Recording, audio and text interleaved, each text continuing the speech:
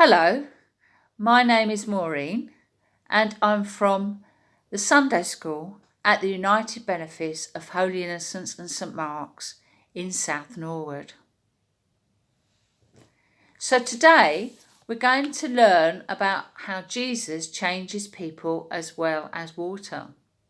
If you want to look up the Bible reference, it's in the Gospel according to St John, chapter 2, verses 1 to 11. So Jesus is still in Galilee. Him, his mother and his disciples were all invited to a wedding in Cana in Galilee. So while the guests were all enjoying themselves, Mary found out that the wine had run out. What a disaster! So she spoke to Jesus about it. Now Jesus didn't understand why he should get involved, and also said that his ministry had not yet begun.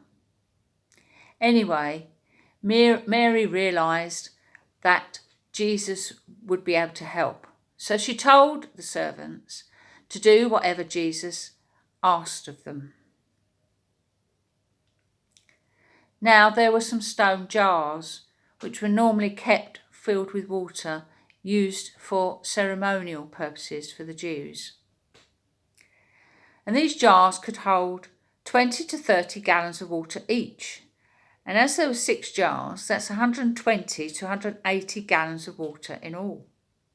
So Jesus asked them, the servants, to fill up the jars with water up to the brim. And the servants did as they were asked. And he told them to take the water to the host. And that is what they did. And the host poured some of the water out and tasted it. And it had been changed to wine. And he didn't know where this wine had come from. So he asked the servants why they'd kept the good wine until last. What normally happens is that you serve the good wine in the beginning and then the poorer quality wine later on, so that the guests wouldn't really know by that stage, and also some of the guests would have left anyway. So this we know as the first miracle of Jesus. Now I'm going to tell you about a man, a very wicked man. He was a slave trader and he captured people and he sold them on as slaves. And because he gambled a lot, he then became a slave himself to pay off his debt. So he boarded a sailing ship. And the sailing ship set sail, and during the voyage, a terrible storm blew up. And during the storm, the water started to pour into the sailing ship. And this little sailing ship was being tossed and turned along the waves. And the water was pouring in and the cabins were filling up with water. And this man's crew member in the same cabin fell overboard and was lost at sea. And the crew was becoming more and more frightened. And they used the pumps to pump out the water, and they were bailing the water out. But as fast as they were bailing the water out, more and more water kept pouring in. And they had to repair parts of the sailing ship because some of the wood was breaking away. And the cargo was beeswax and dye wood, which was keeping it afloat to an extent. But the crew was becoming more and more frightened that they weren't going to survive.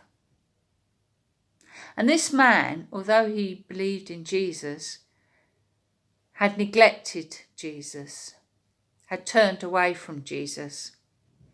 And he started to pray. And he prayed and he prayed and he asked Jesus to keep him safe, to help him survive along with the rest of the crew.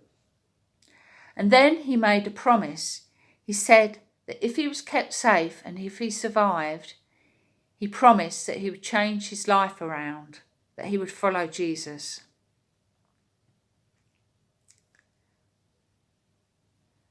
And then the sailing ship started drifting for nearly 4 weeks. And after that, the wind started to billow the sails and took it in the direction of Donegal, which is in Ireland. And it safely sailed into Donegal. Now, if the ship had still been out at sea, it would have been destroyed because there was an even bigger storm coming up. So the rest of the crew and this man were saved. Now, the man did keep his promise. He turned his life around. He changed. Jesus changed him. He became a priest in England, and he wrote many hymns. His name was John Newton, and one of the hymns that we sing in church is Amazing Grace.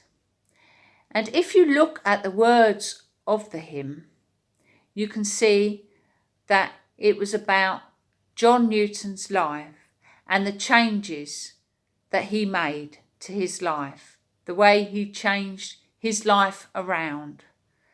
So we can see from these two events that Jesus not only changed water, he also changes the lives of people, just like John Newton.